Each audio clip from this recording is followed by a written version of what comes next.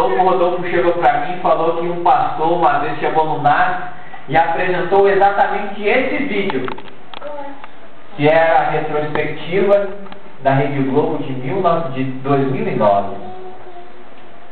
E aí ele tinha falado uma experiência muito interessante. A experiência foi a seguinte: aquele pastor estava na sua casa, num prédio ali em Santa Catarina, e tinha recebido uma família de uma casa luxuosa que estava começando a visitar a igreja adventista. Estava começando a visitar. E aí o temporal começou a cair. E começou a cair. E começou a cair. 2 horas depois, o pastor resolveu pegar a sua filmadora e começou a querer gravar ali aquela região e aquela chuva torrencial que estava caindo sobre Santa Catarina. No meio daquela de toda aquela gravação, irmãos, no meio de toda aquela conversa, de toda aquela admiração pelo que estava acontecendo em Santa Catarina, aquela família agora assustada chega para o pastor e fala: pastor, olha a nossa casa, pastor. Uma casa grande, luxuosa. Eu acho que tem alguma coisa rachando ali, ó. Olha ali. E aí ele deu um zoom. E na gravação realmente aparece o zoom e aquela fenda no meio da casa. E aí, irmãos, aquelas crianças assustadas chegam para a mãe e falam assim: mãe, a nossa casa está rachando. Nossa, filho, fica calmo. Não vai acontecer nada não. Quando ela acaba de falar não vai acontecer nada não, o que acontece? Desaba. A casa inteira desaba. Na hora que o Rodolfo começou a falar aquilo, eu fiquei imaginando: nossa, a gente trabalha durante tanto tempo. Às vezes a gente acumula tanto dinheiro para comprar um carro e aí vem a chuva e o quê? Destrói o nosso carro. Às vezes a gente passa tanto tempo envolvido com o trabalho, com a conquista disso, com a conquista daquilo, e a gente acaba conquistando aquilo. Mas em tão poucos minutos da nossa vida, tudo aquilo que a gente conquistou com horas de trabalho, com dias de trabalho, com vida de trabalho, é destruído.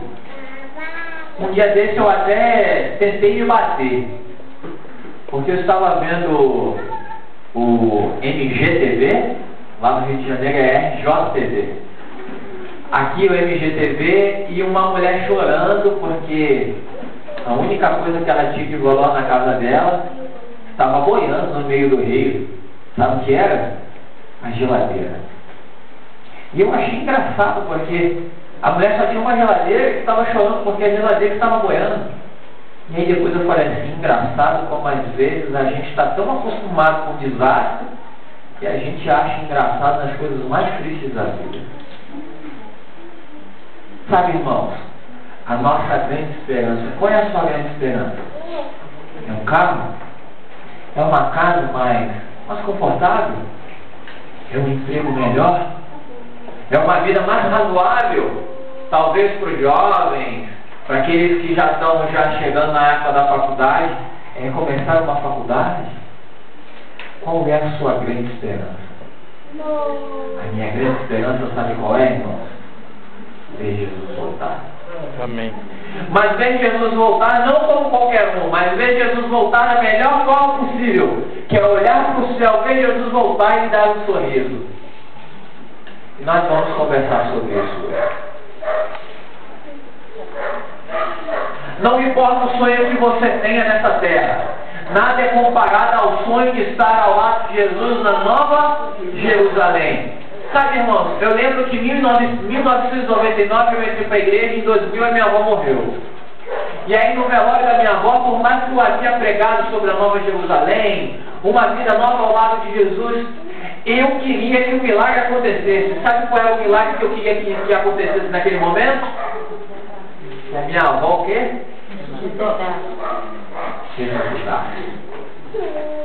Sabe, irmão, por mais que às vezes a gente ache que o milagre tal da nossa vida seria aquilo, ou seria aquilo outro, ou seria uma coisa, ou seria outra, o grande milagre que nós podemos ter na nossa vida é ter a certeza que nós vamos encontrar com Jesus e morar no céu com Ele.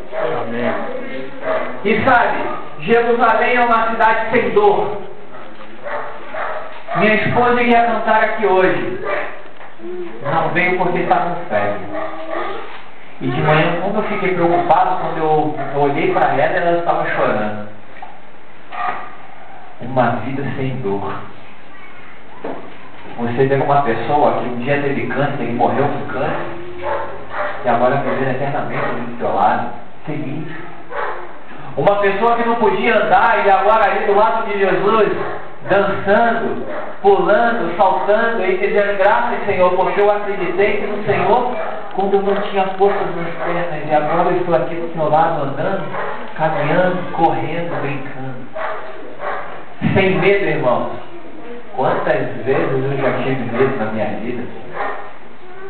Quantas vezes eu já cheguei triste, cansado, com medo, achando que no final do mês as contas não iam dar e eu não ia conseguir acertar tudo. E Deus fez o quê? Foi fiel. Sem morte. Nossa. Quando eu estava na maternidade, eu ouvi uma história que eu chorei dentro do elevador.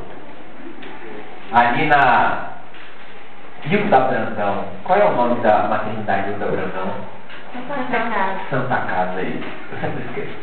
Santa Casa, eu entrando às 11h35 de sexta-feira à noite, para poder ficar com a minha esposa. Tinha pregado sobre a semana de mordomia também lá na igreja do Serra. Tinha ido para casa, tomar um banho, colocar uma roupa, pegar alguma coisa para Jéssica de comer e voltei para Santa Casa. E aí, no meio do elevador, irmãos, eu ouvi uma história. E aí, eu recordo bem quando eu falo sem morte, o medo da morte. Uma enfermeira tinha cuidado durante uma semana inteira de uma criança que tinha nascido ali na Santa Casa, na Hilda Brandão. E tinha cuidado com tanto carinho, que tinha deixado de ir para casa para ficar todos os dias ali da semana com aquela criança. E aquela criança, uma semana depois, o quê? Ia falecer.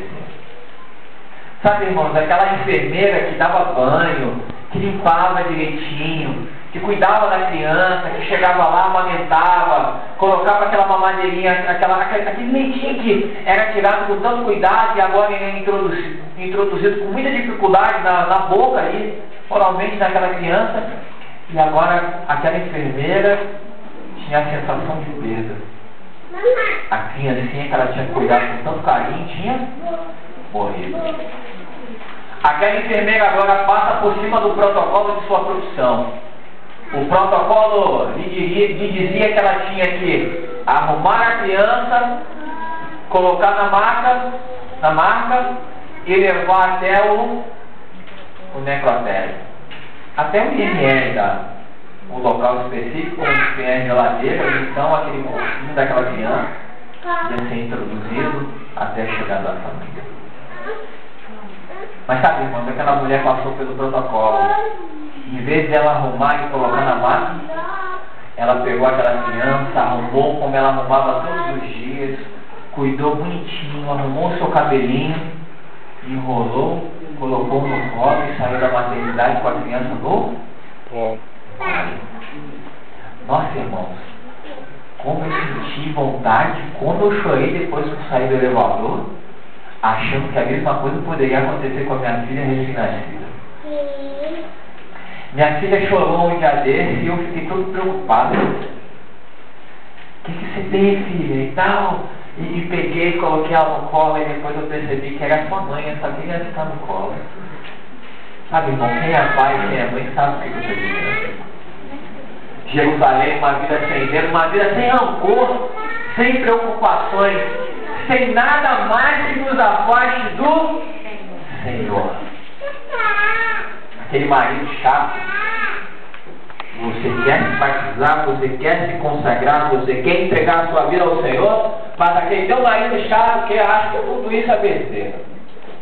Aqui é uma mulher chata, que pega no seu pé quando você vem para a igreja. Eu tinha uma namorada, irmãos, que todas as vezes que eu ia para a igreja no sábado de manhã, ela ficava falando no meu ouvido. Sabe o que aconteceu? É ex-namorada. É ex-namorada. Impressou. Não era a pessoa de Deus para minha vida. Estaremos sempre em paz ao lado do nosso Senhor e Deus, na Nova Jerusalém. Vamos abrir nossas Bíblias? Apocalipse 21, de 1 a 3. Apocalipse capítulo 21, do capítulo 1 ao versículo 3.